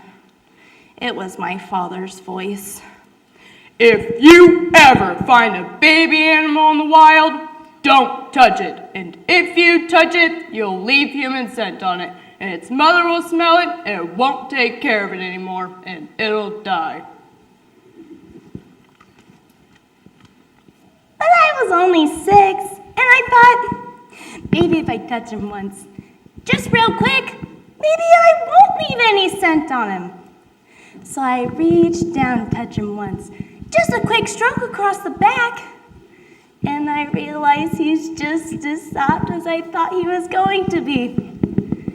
So before I know it, I'm holding him, cradled in my arms, stroking him and stroking him across the back. And suddenly, I get this horrible, deep, remorseful feeling in my stomach because I realized that I probably just killed him. And at 6 years old, that's pretty hard to deal with. So I stuck him in my coat pocket and took him home and looked for anywhere on the farm where I could hide him. When I saw the chicken coop, so I put him there. And for the next month, I volunteered to do all the chicken chores in hopes no one would find my stupid mistake. And over the next month, the most amazing thing happened.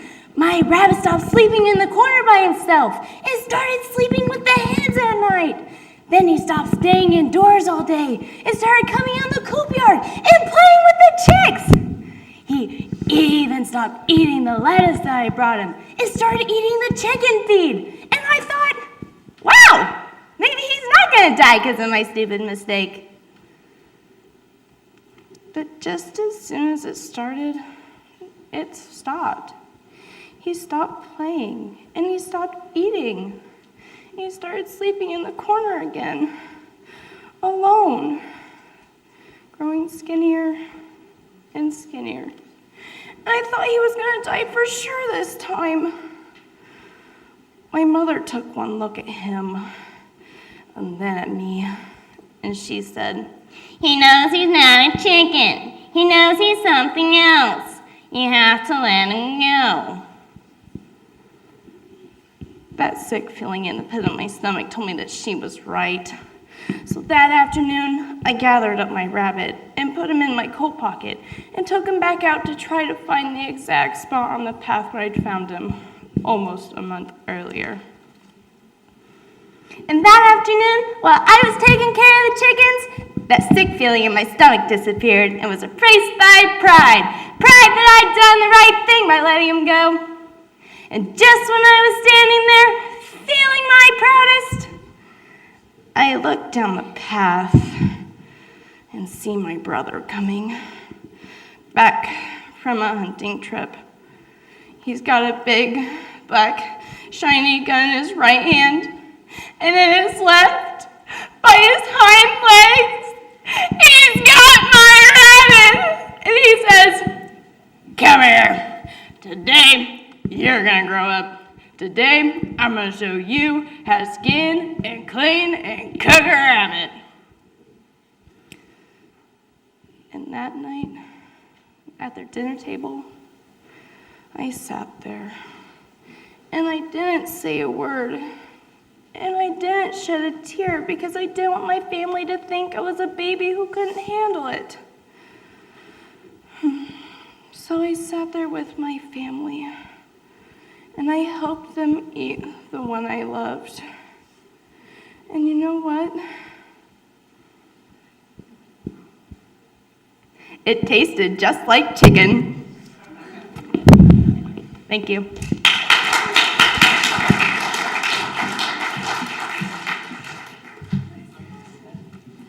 Caught you off guard with the ending, didn't she?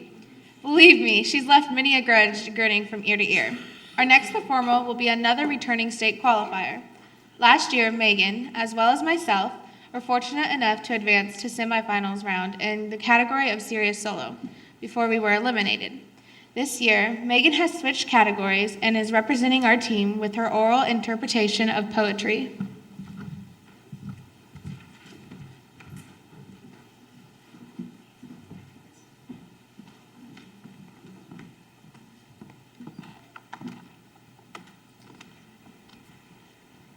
Why should we practice cleanliness? Aside from some very good practical considerations, it might just keep you out of the fire.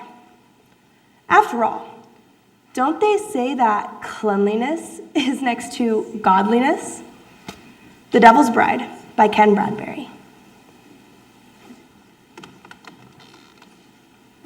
Way on back in the thick run snicker snack, way on back of the sweet gum dale, back in the times of the lonesome tamarack, something took place I'll now retell. 'Twas old John Biggs laid down in bed with a powerful ugly hurt in his head, and 'twas on that night when the moon stood still that old John Biggs from the top of the hill near breathed his last confounded breath and waited there for the hand of death. 'Twas on that night that his daughter cried, and she moaned and she wailed to the empty skies. "If you would just spare his life, tell the devil himself, I'll be his wife." Old John gasped for a gulp of air. "Oh, darling Belle, you best take care. Don't go swearing to the devil, I'm telling you, or who knows what might find you there." Then down in the deep, dark, lonesome tamarack, down under the ground where the sweet gum grows, down 'neath the roots of the thick run snicker snack, came a mighty rumbling from the ground below. Old John's bed started shaking like a shingle when the north wind blows and the tacks come loose. The cups on his shelf started shattering and breaking, and the house itself started up to move. And before you could say Bob White, there come an awful sound down the chimney run, and Belle turned around with an awful yell, and there stood the devil. just fresh from hell. In a long black coat with a hat of red and chicken's claws sticking upside his head, with a face of bones and eyes of coal and a hole in the place where his nose ought to go.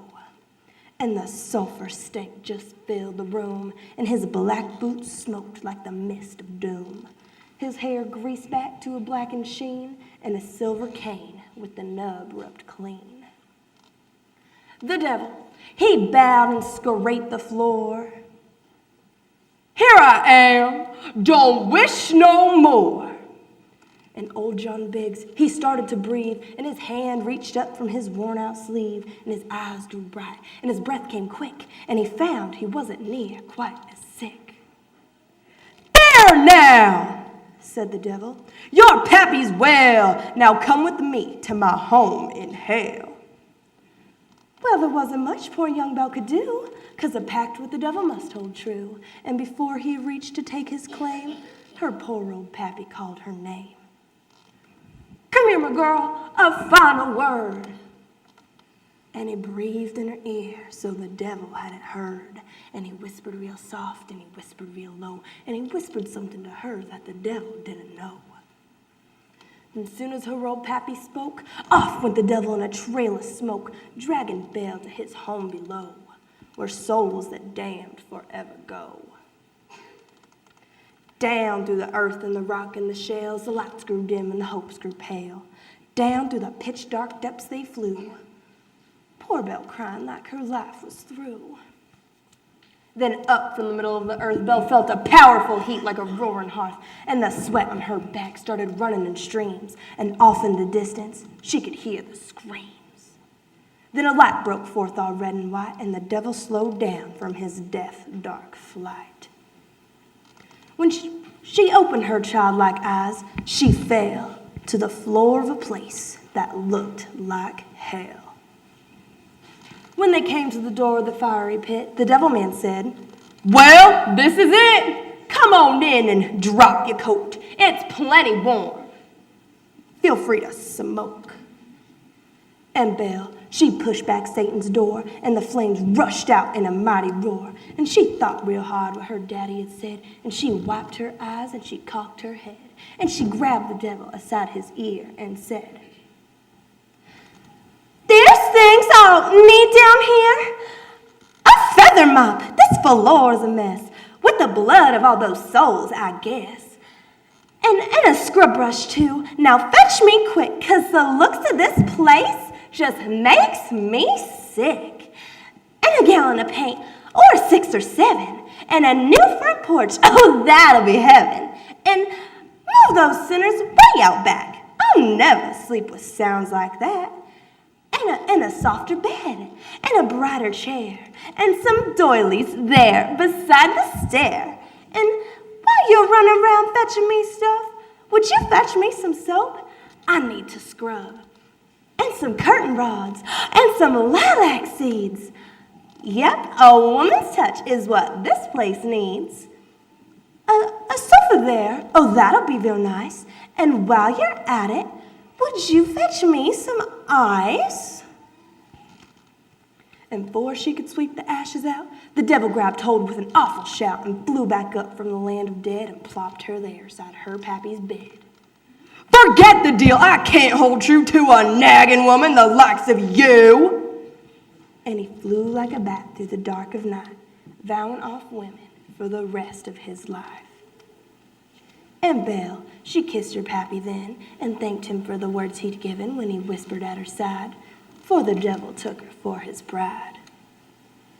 Even the devil, to save his life, can't hold a candle to a nagging wife. Way on back in the thick run snicker-snack, way on back of the sweet gum dale, back in the times of the lonesome tamarack, a woman, she beat the man from hell. Thank you.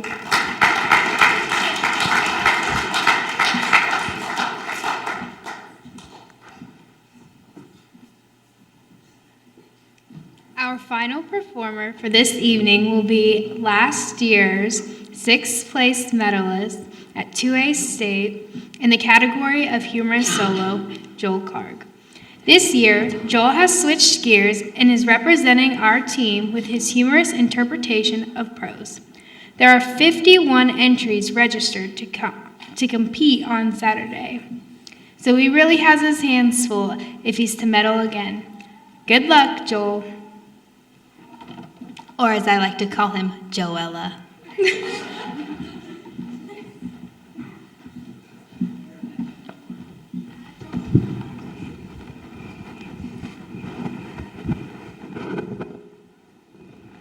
Harold Chernoff, a science whiz and social nerd, has a theory. For every problem, there is always a solution. Sometimes it isn't pretty, and some solutions take a little longer to resolve than others, but rest assured, there is always a solution. The Chernoff Discoveries by Gary Paulson. It's wrong to say that Harold and I were best friends. We were each other's only friends, easily the most unpopular boys in the entire Washington Junior High School. Consequently, meeting girls was a bit difficult. One day when we were walking home from school, Harold came up with an idea to remedy the situation. I know how we can meet girls. Meeting them isn't the hard part. It's keeping them around long enough to talk to them. Exactly. We must stay in proximity to them until our charms can become evident to them. That is why we're going to take home economics. No, we're not. And why not? Only girls take home ec. Exactly. There we shall be, the only two boys locked in a room with all girls for a whole period. It's classic. Now, this was in a time long ago when there are some very stupid, very defining social differences between boys and girls. Girls did not play in sports that required strenuous effort. Boys took industrial arts called shop.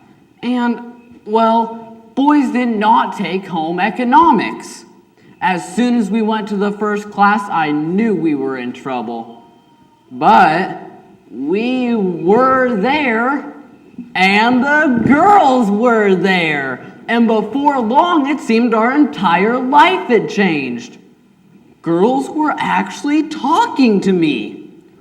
More important, I was talking back to them. It looked like he'd been right, that taking home economics had been a stroke of genius.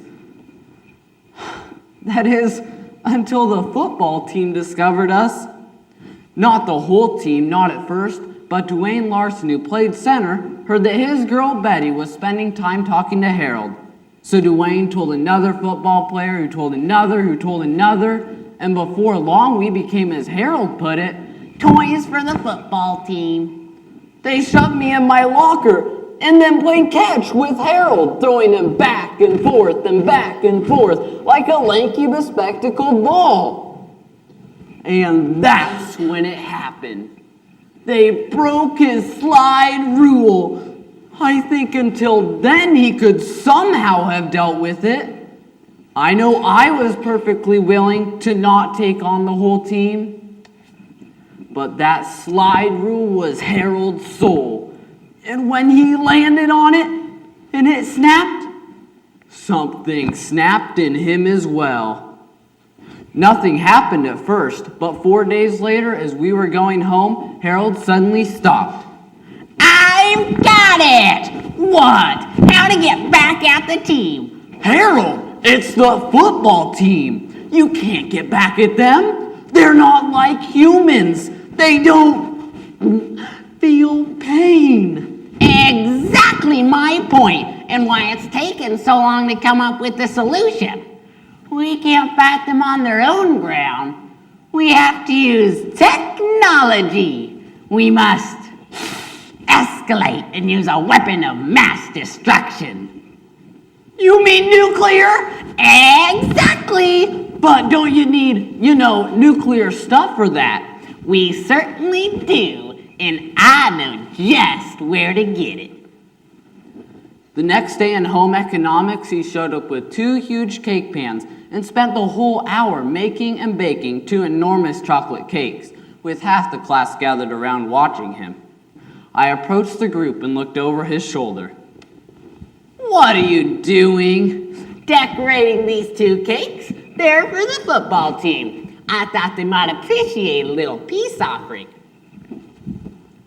"This is your secret weapon?" "I thought we ought to patch things up if we could. There's a big game tonight, and they might enjoy a bite of cake before they play." When he was done, 2 of the girls took the cakes to the locker room by the gym and left them there for the team. We then proceeded to head home. "Nothing's changed. We're still targets. Just wait. It shouldn't take long." For a full minute, I stood there. And then it came to me. "Harold, did you put something in the cake?" I felt a chill climb up my back. His smile was so flat, so cold looking. "Poison? Did you put rat poison or something in the cake?"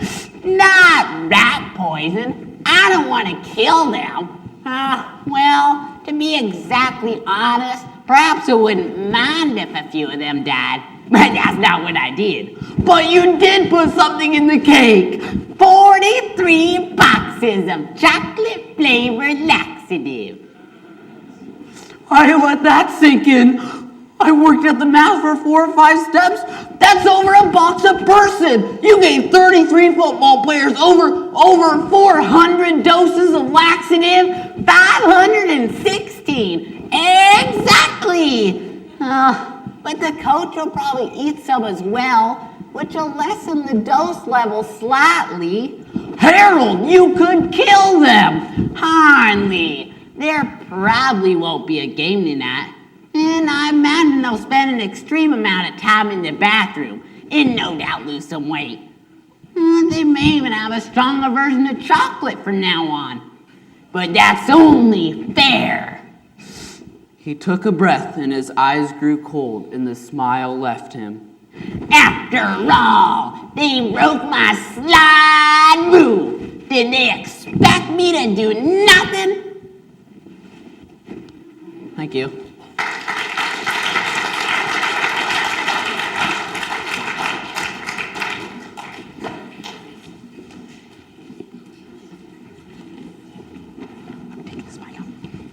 All right, that was our crew for tonight.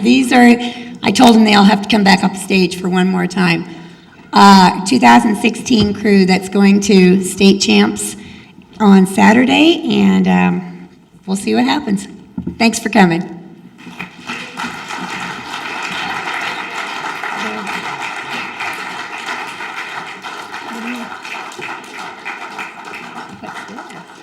So, we seniors decided to pitch in and get Malin some flowers.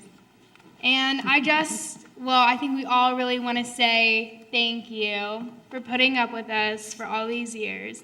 And for those of you guys that are out here that are new, or, you guys that have kids, this is something that I encourage all of you guys to really get your kids involved in, because it's worth it. You may fight, and you may think that you don't have the time to do it, but please find the time to do it, because the friends that you make are awesome, and forensics is far more than a team.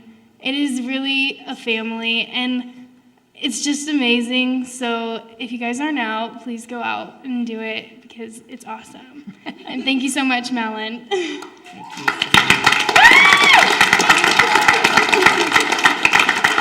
Thank you, guys. They're great group kids. They really are. Thank you. Okay.